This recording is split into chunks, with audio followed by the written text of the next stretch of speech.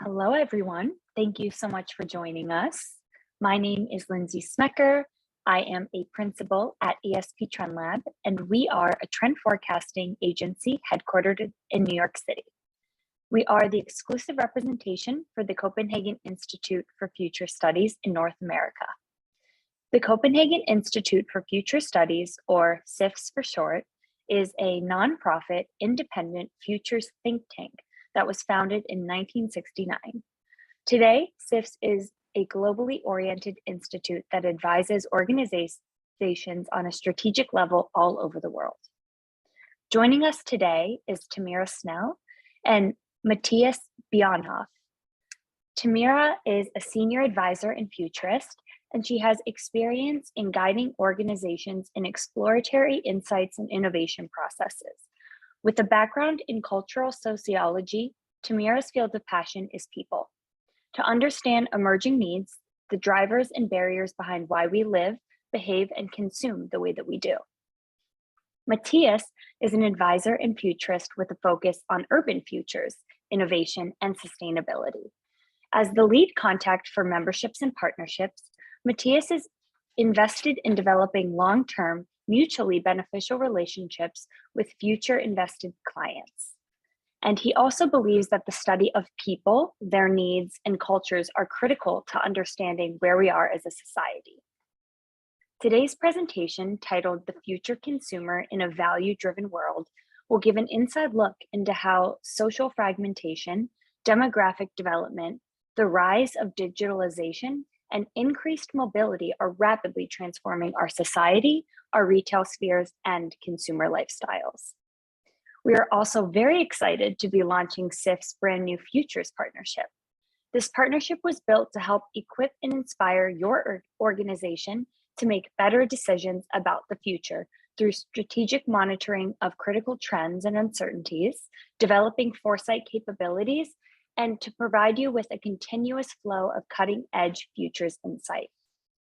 We do encourage your questions throughout the presentation, so as always, please send them through in the question box, which should be located on the bottom bar of your screen. We'll be sure to answer all of your questions at the end of the presentation. So without further ado, take it away, Tamira. Thank you, and thank you for having us. I am extremely excited to be here tonight, joining you from Copenhagen, Denmark, where it's 7 o'clock in the evening, but as you can see, the sun is still shining because we have these lovely summer nights coming our way. Also, I'm thrilled actually because I did my very first job experience ever at the ESP Trendlab many years ago. So I feel like it's the circle closing again. But today I will be sharing some of our work on consumers and our megatrends that we are researching and analyzing here at the Copenhagen Institute for Future Studies. As Lindsay said, you're more than welcome to ask questions in the chat. And afterwards, Matthias will be sharing something about partnership with the ESP Trendlab. So, Lindsay already introduced a little bit about CIFS, the Copenhagen Institute for Future Studies. We have been here for quite some years. What I would like to add to this is that we, as a think tank, we work as an interdisciplinary group of people. So I have a background in cultural sociology, but working also with management consultants, psychologists, economists. We even have an astrophysicist, and we work with all these different disciplines trying to explore what could be potential alternative futures. Because as no one can predict the future, a sure thing is that the future is not linear. And that is actually something that we find to be our biggest challenge, to convince people that the future may be different from a simple projection of present. So what we do is that we explore, we investigate, we pick up weak signals, We try to use all these different signposts and insights to identify patterns and then convert them into an analysis about possible futures. And we do that with various different tools. Today I will share some of our mega trends. We also work with scenario planning. We work with many different theories from future studies. So you're also more than welcome to get in touch about these different methods and theories that we use in order to explore what the future might have in store for us. So actually what I said, that looking into the future or trying to predict the future is something where you or we as people often tend to actually, you know, predict or make like a linear prediction of the present. And to share an example with you, which I find really funny, is actually from an American magazine in the 1950s that tried to think about or imagine the future in the 2000s. So already 20 years ago today.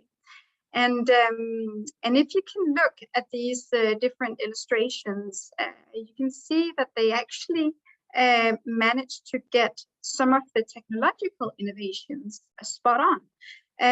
So they predicted the flat screen TV. They also, to the right on your screen, you can see there was kind of like, they called it a phonovision receiver. So the FaceTime or Skype or Zoom that we're in right now. And they did a lot of actually really good predictions when it came to technology and digitalization. But what they completely missed, and what is, as Lindsay said, my passion, is that they missed, they didn't predict how we would change as people. And if you can see that it's still quite the same gender roles as in the 1950s. So the women who are at home, who are cooking the meals, who have done the groceries, and the man who's coming home after a long day's work. Also, we have seen some clear changes in our norms and values regarding health. Health behavior. And as you can see to the left, there is the grandfather is smoking inside next to the grandchild, which is something that has shifted a little bit today, and you wouldn't see that as much. So when it comes to our behaviors, our norms and values, these can actually be a little more difficult to see or to explore how they will change, because they are so embedded within us, where it's sometimes easier to actually see how external factors will change, especially technology. And here's another example, just to see how it's actually all over. This is a doctor who is doing you know, a commercial or an advert for cigarettes for a camel. So these norms, they change over time, and this is what is really interesting to actually start to explore how norms might change or how lifestyles might change, because that will also impact on our consumer patterns. And we can actually see these things all around us. Songdo, which is a smart city in South Korea, was built to be the smartest of all smart cities at the time.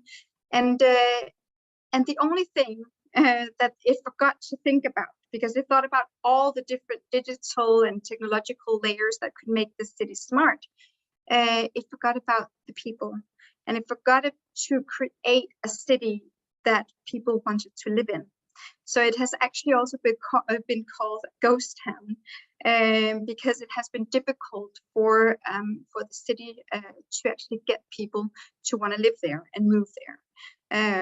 It has really large boulevards, but it's driverless, and the distances are really long, or carless, sorry, and the distances to go to the supermarket or to go to a cafe are fairly long.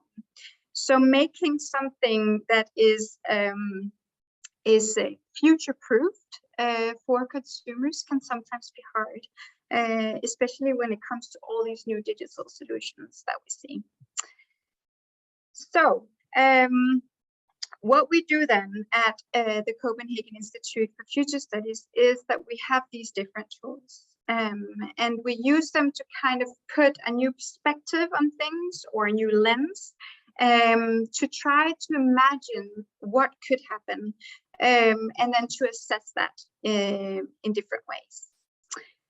What we have here is our global megatrends. This is one of our frameworks.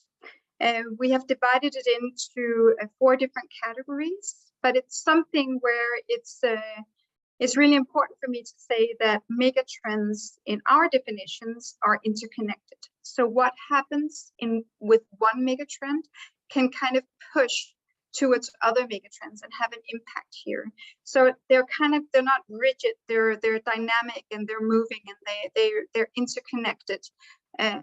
We typically look at them or validate them over a time horizon of 10 to 15 years. In that period of time that we're looking at, we can see that they mature or that they develop in different ways, in different locations at different times. So again, sometimes it can be interesting to see what is happening with the one mega trend that is further ahead in one location than in others, to kind of, get an idea of how that might have an impact in other locations at a later time. What we do with these mega trends and how the mega trends are actually really relevant for understanding future consumer patterns and future behavior, lifestyles, etc., is that we try to connect the dots. We have different frameworks, and we try to kind of challenge our assumptions, our biases, our beliefs, challenging these norms that we take for granted, or lifestyles that we take for granted, and then we try to connect the dot that I've tried to kind of visualize here, as you can see. So how are megatrends then connected to macro trends or gigatrends, or even the more micro level trends? And that is the really interesting intersection where you can kind of like build a web of interconnected elements and aspects to see how these could evolve over time. A such example is this. So actually building from the mega trends and then towards the more micro consumer trends. This is not exhaustive, but it is trying to kind of visualize some of the consumer trends that we have mapped, and that we think like these weak signals or even patterns that we think are interesting to see in different locations, and then constantly revisit and see, okay, what is driving this? What are potential barriers? What blockers and enablers? What could then be the opportunities for companies and organizations to then build new strategies or concepts or innovations or new communication platforms, channels, etc. So we kind of, to put it short, we try to connect the dots to make informed advice in relation to decision-making processes in various sectors and areas. And consumers are actually important everywhere, if you might say. And one of the reasons, and I chose this quote from Faith Popcorn, one of the first trend forecasters ever, one of the reasons why consumer trends or understanding consumers are so important, in my opinion. And this is her quote relating only to America, but I would say that it's important for the rest of at least the Western world, is that America is a consumer culture. And when we change what we buy, we change who we are. So understanding how these smaller changes they occur and how that might indicate also that we are changing our norms and values becomes then extremely important. And you could also swap it the other way around, actually, saying that it's, you know, it's a dynamic that goes both ways. So when we change who we are, we also change who we buy. So understanding consumer trends is then something that is relevant for everyone, for every sector, even within health, within sustainability, climate issues, economic growth, everything, more or less, in my opinion.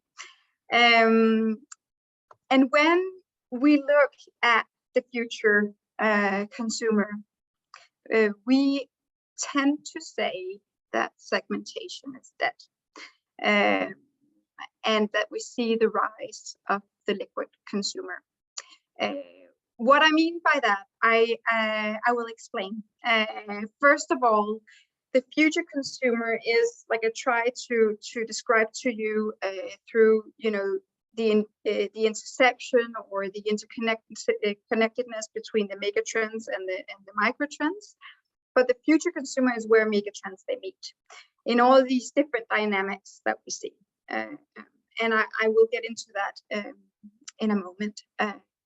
But why we say that segmentation is dead is actually because, and I recall this example here of the bronies from a conference where I was a keynote in Vienna on research and researching people. And one of the other keynote speakers brought this as an example of how Mattel, who was, you know, trying to make a segment description of My Little Pony or for My Little Pony, and they had never ever imagined that a group of bronies would suddenly become an interesting consumer segment for them. Men who, for one reason or the other, really loved the slogan of friendship is magic, who would dress up, who would meet at their own conferences, who would make music, make videos, and really form a community together through consuming a product. So that is one of the reasons why we say that segmentation is dead. It's becoming more and more difficult to actually just put in a box who will be our consumer. You might predict some, but definitely not all of the options or possibilities out there. The other one is that we see the rise of the liquid consumer. When we talk about the liquid consumer, is that we see how we are really becoming much more liquid in our lifestyles as well. That we are never really just a singular person, but that we tend to swap in and out of online and offline identities, of private and job identities, of, you know, many different forms of identities, and also spheres of belonging. One of the reasons for this is actually demographic shifts. And when we look to the family and the family constellation, it is becoming more and more fragmented, or there are more and more different ways of actually being a family today. We are becoming parents at different life stages, or it's broadened up that more than before. Becoming a senior also means many different things. You cannot just put it into one to one box. And if you just take, for instance, one example is the Danish statistics, how they are actually the data that they are gathering in relation to family patterns, they are now differentiating between 37 different family constellations.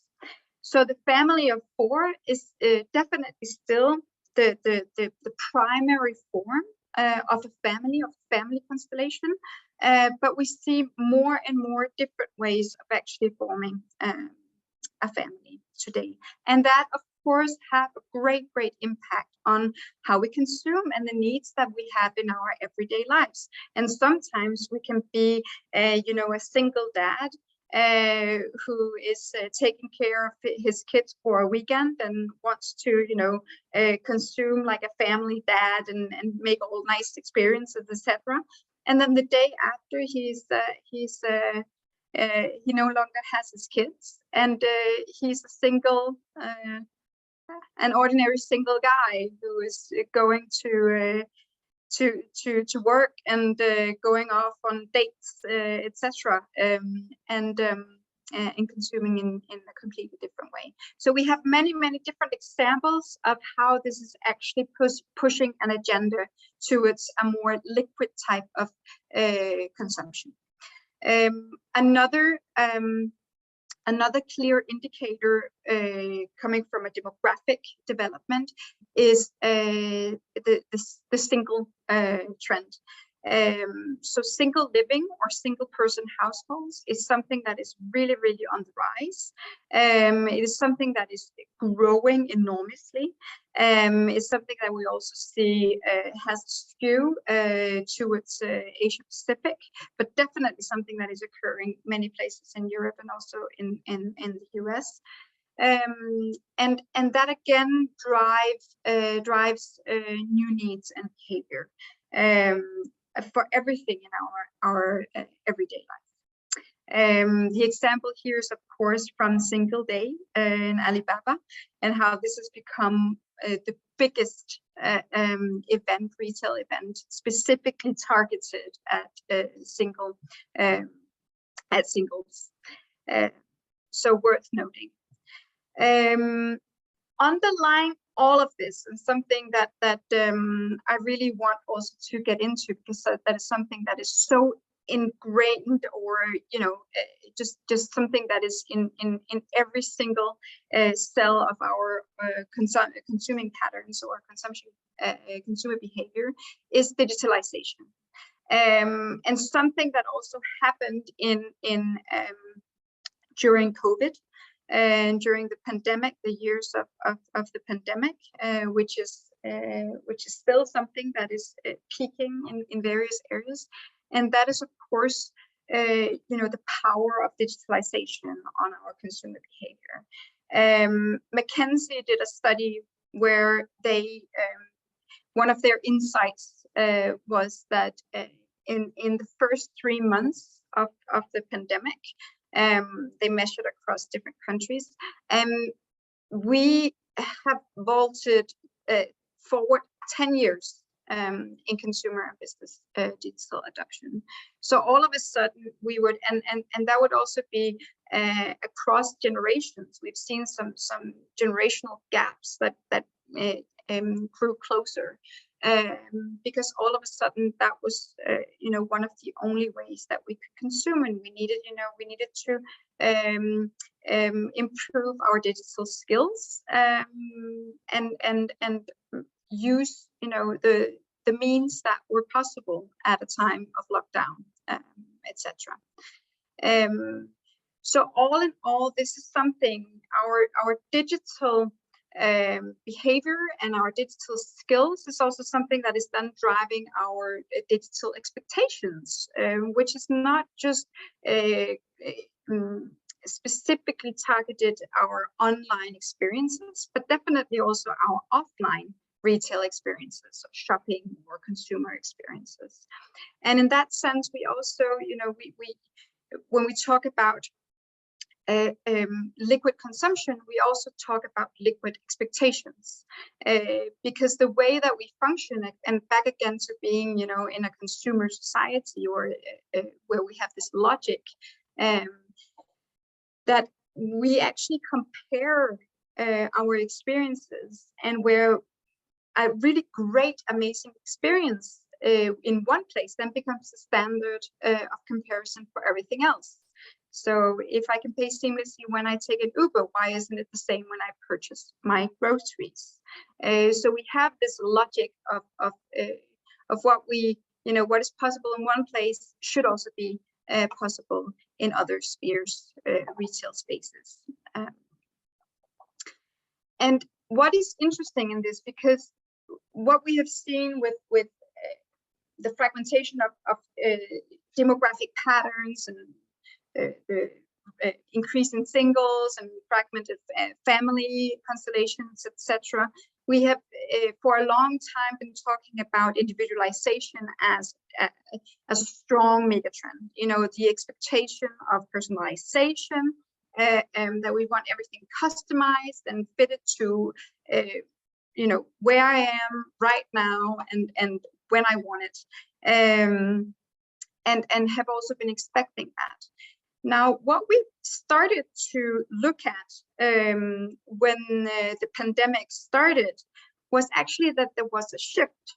So if you know the pyramid of needs, Maslow's pyramid of needs, where self-actualization is at the top, and for a long time in Western countries, we've been at the top, we've been individualized, it's been about me.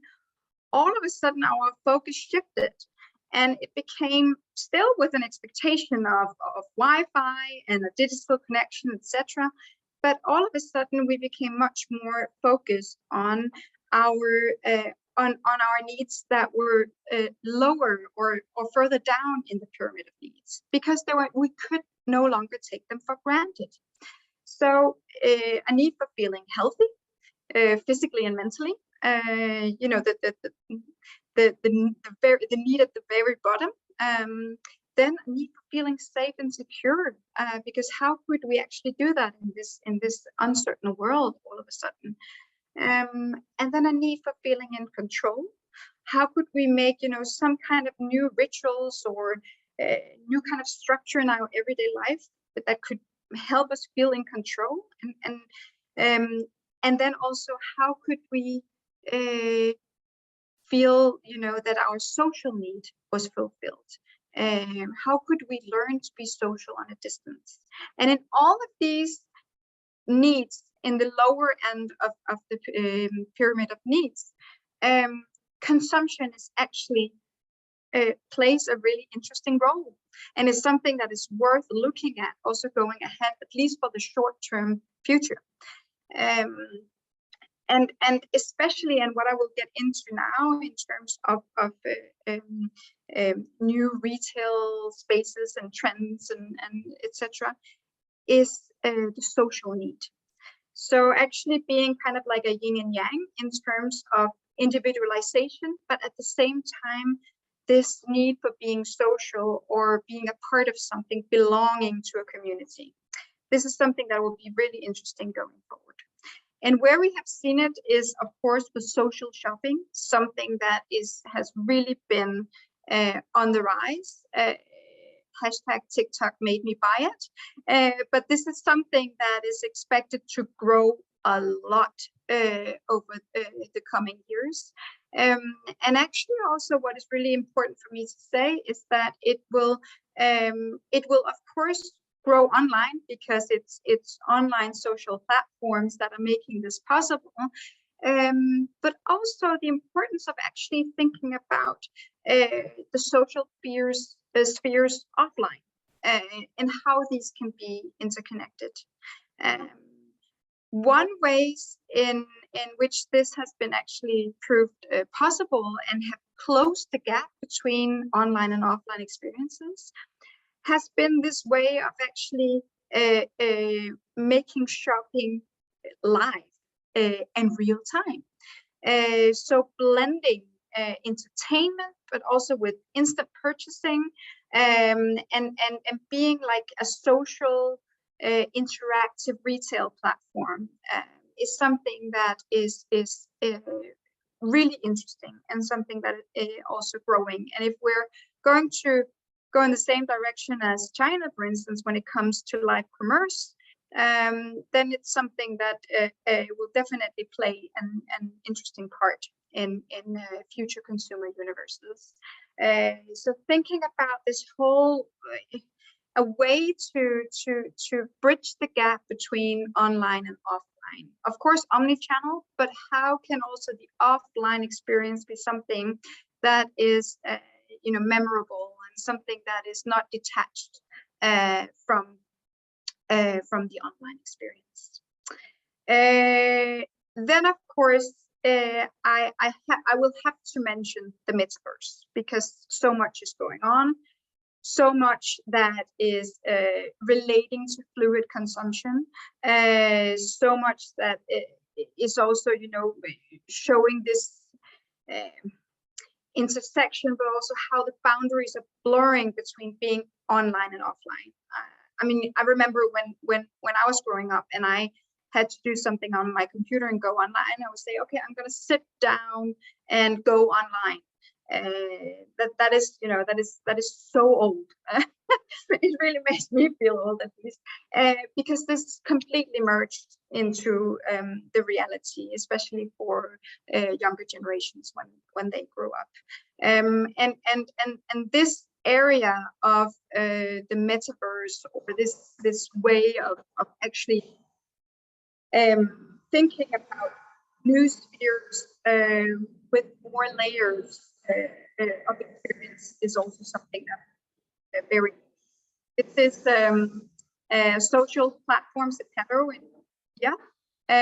Who are actually building 3D avatars where friends can, go in, and they've partnered up with Ralph Lauren, and then this friends or groups of friends can then go in and have an experience in this community, online community.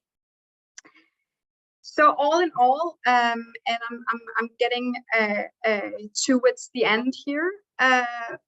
What we are seeing is what we call the fifth wave of branding, that it will continue, and how both the fourth wave and the fifth wave is something that will continue to be, if brands can actually take that role upon themselves, they will still be relevant for the consumers going forward. And what I mean by the fourth wave and the fifth wave of branding is the relationship based and the transformative based. And just to introduce it to you fairly quickly. So in the beginning, a product was simply just a product. It was something that was sold as a product. Then over the years, a product should also involve a service. And a service and a product came also to be, integrated or two parts of a whole. And then on top of that, we saw the rise of the whole experience economy that has lived for years and years and is still very, very relevant, right? Pine and Gilmore in the 90s, who defined this. So being a brand, it was also really important to give experiences to customers and consumers. Now what we've seen over the last 10 years is the relationship-based brand, which is still something that is highly relevant and very important. That as a brand, it became really important that the consumers could understand almost personal traits or personal characteristics of this brand, like if the brand was a friend. So the serious friend, or the funny friend, or the lovable friend. But brands, they in this in this new way, they needed to become much more consistent in their communication. They needed to kind of show, okay, I'm like this. This is my identity, and if you are part of my community, then you know who I am, and I will not let you down. So authenticity, being real, etc. What we've seen over the last 4 to 5 years is what we call the transformative fifth wave of branding. And it relates to the transformation economy. So what consumers are also looking for more and more is actually that through consumption, that they can somehow transform themselves physically, emotionally, mentally, ideologically, in many different ways. So it can relate to many different experiences, many different products, but be a part of that journey together with the consumer is something that will be more important and something that is worth exploring, how that could be. To show you just two examples here before closing up, to the relationship-based brand or the fourth wave, you've seen the rise of influencers and also creator-led brands who are, you really feel you know them. And therefore you also create trust in a different way. There are many different theories who are kind of supporting this. And through the different social platforms or media platforms, digital platforms, this is also becoming much more possible to create that relationship or that feeling of a relationship. Now, as an example of the transformative, the fifth wave, which is something that we believe that we will see more and more of in many different sectors and industry, this example is from a restaurant called the Alchemist. And the Alchemist is actually trying to make the whole experience of dining into something completely different. So what you see on the left is an appetizer. They also serve an appetizer or a dish that looks like an eyeball. So they are kind of, and it's always related to a theme. They have ballet dancers in there. They have violinists in there. They do so it's all the senses. And this is what it states on their website when you try to book, which is of course extremely difficult to get a table because it's very popular. So when they write about the experience, they write, the alchemists aim to purify, mature, and perfect physical objects. In the same way, we aim to transform and transcend the nature of food and dining. And then they go on and say, please arrive with your mind open and ready to expand your idea of culinary art together with us. Please be aware that the Alchemist might not be the right choice for an evening of business discussions or that first nervous date. So they're trying to also kind of navigate different expectations. But this is just one example, and like I said, it's the transformation economy. We are expected to see that in many various forms and shapes going forward as a value. So that was all from me. I'm looking forward to your questions, but for now I will leave the next part, the next bit, to my great colleague Matthias. So Matthias, here you go.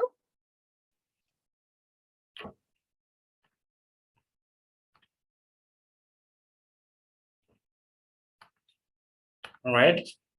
Thank you, Tamira, for that those great insights on consumers and where they're moving in the future. And thank you, Lindsay, for the great introduction in the beginning. I'm really excited to share our new Futurist partnership. We just launched it in January, and this is kind of a world premiere for announcing it. We're looking to make your organization Futurist ready through our partnership. What we're trying to do with the partnership is that we're trying to make it a personal relationship with us and like a reciprocal relationship where we can spar together. We want to be relevant for your organization. We realize that, just like Tamira said, not every consumer is the same, and the same goes for organizations. You're very different, of course. we provide some of the different and some of the cutting edge insights that you might need to push your strategy process forward or your ideation process. And then we're a neutral partner, so we don't hold any specific political views or anything. We try to, as objectively as possible, explore plausible futures. Yes. So what we believe and also what we see out there is that organizations with a structured approach to foresight, and foresight is what we do, that's our bread and butter, they outperform organizations who don't prepare for an uncertain future. We live in very uncertain times with a lot of crisis going on, a lot of uncertainty.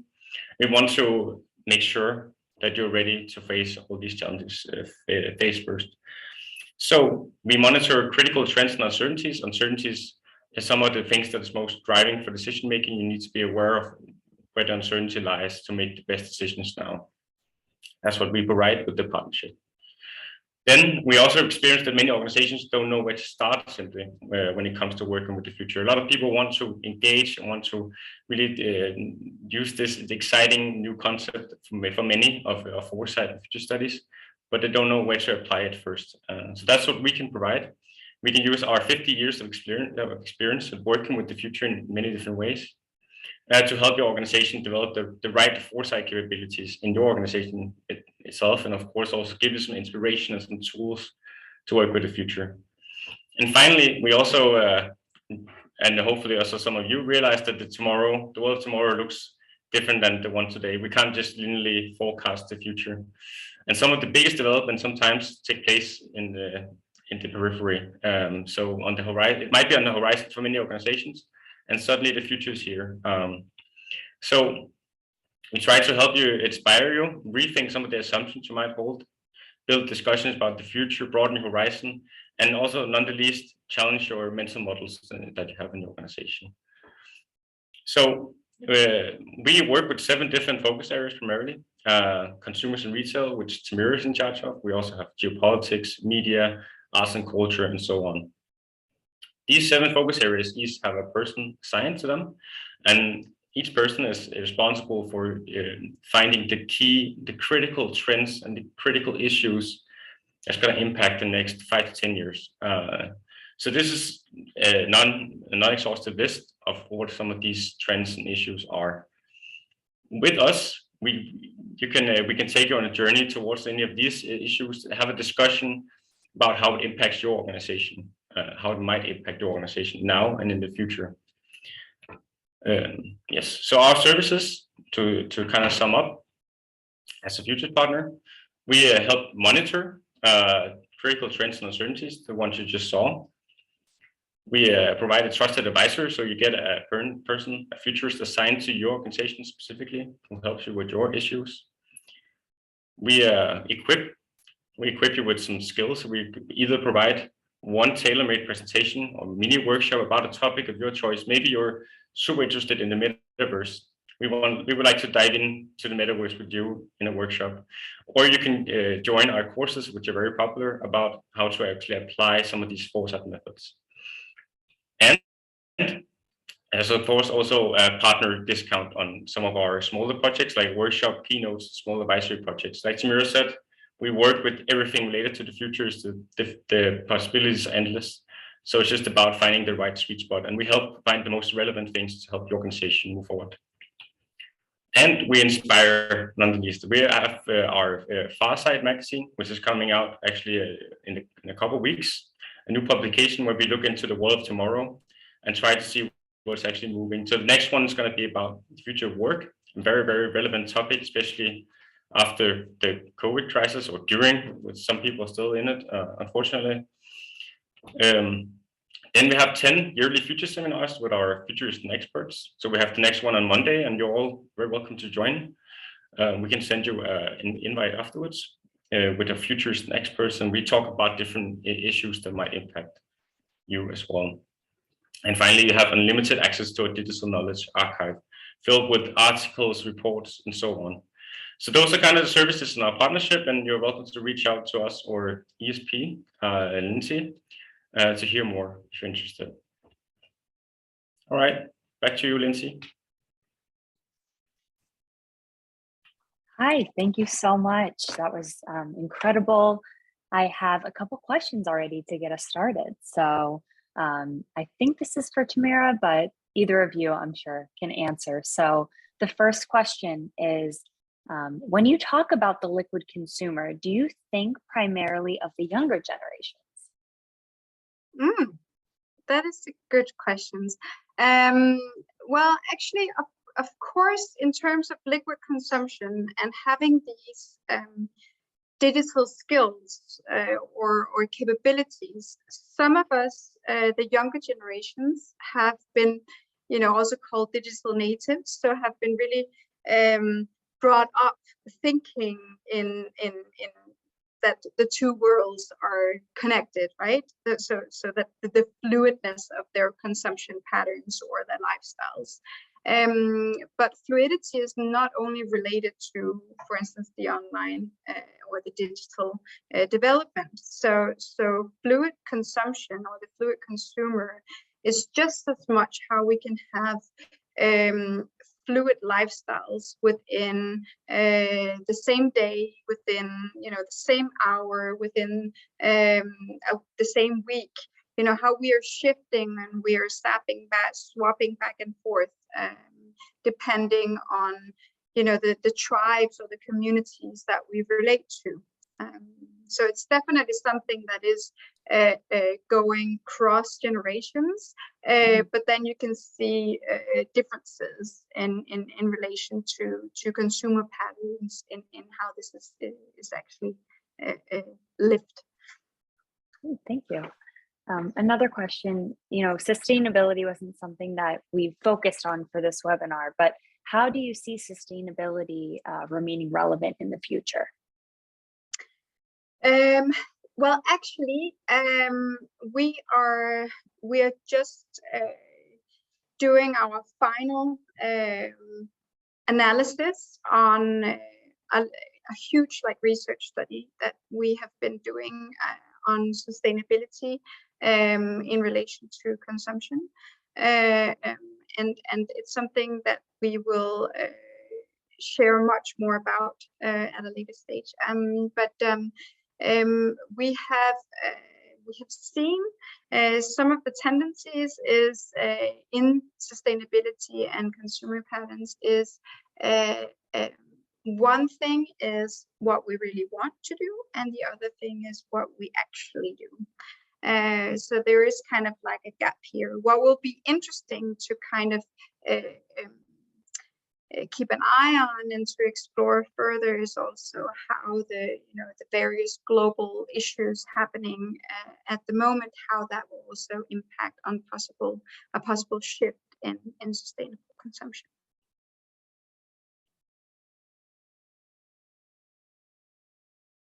Oh, I can't hear you. I'm back. Great, that's exciting. Thank you. And then it looks like the last question we have too is talking about the various aspects of consumption and shopping that you touched on. They're interested in the idea of the transformative. Do you have any examples, or could you tell us a little bit more about how brands can implement that transformative element? Mm-hmm. Yes, and that is actually something that we also do a lot of advice on, because it's something that is still rather new, and it's something that can also be a little bit difficult to grasp, because it is really something that is that you can relate in different ways to different contexts. So, for instance, a couple of weeks back, I was on a trip to a city that wanted to kind of develop. Okay, what should this city become in the future to become more relevant, to to kind of have more people move there, or also be build a city of value for the citizens already there, so that they wanted to stay there. And we looked a lot into actually this type of transformation economy, because what do the citizens or the future citizens, what would they actually like to become in that area? And also, how could we couple that with what the city builders, or the more the structural part of the city, what they would actually like to become, where they see the future. And there was a little bit of a difference, because we could see that for many of the students coming there, the transformation that they was searching for in terms of how could they become how could they build their education, so they would could also build not just build their skills, but also build their identity, and also build their values, and how they could kind of future-proof themselves in terms of becoming adults and growing into this. And then there was a little bit of a gap between what the city was kind of built for doing, because the city was going to become a very sustainable city, so the focus was on making that transformation. So how could that kind of be joined together? So this is just one example, but there's also how we see transformation of, actually there's been a rise in here in Denmark. There's been a rise for cosmetics and beauty salons, especially in the periods where lockdown has finished. So that need to actually do the a spring cleaning with yourself, right? To make that transformation of yourself. And all of a sudden we saw a boom in beauty salons and kind of cosmetic shops, etc., etc. So that is also a type of transformation. So it can be on very different levels. All right. Great. Thank you so much. I think that is all for the questions. Of course, if any of the attendees have any questions, feel free to reach out and we will get back to you. And to learn more about the CIFS Future Partnership, get in touch with us at the email in the chat box, which is info@esptrendlab.com, and we will be sure to give you a great review of what's included. So we'll also be sharing the recording in a follow-up email tomorrow with all of the attendees. And thanks so much for joining us. We look forward to seeing you all again soon. Thank you. It's been a pleasure. Bye.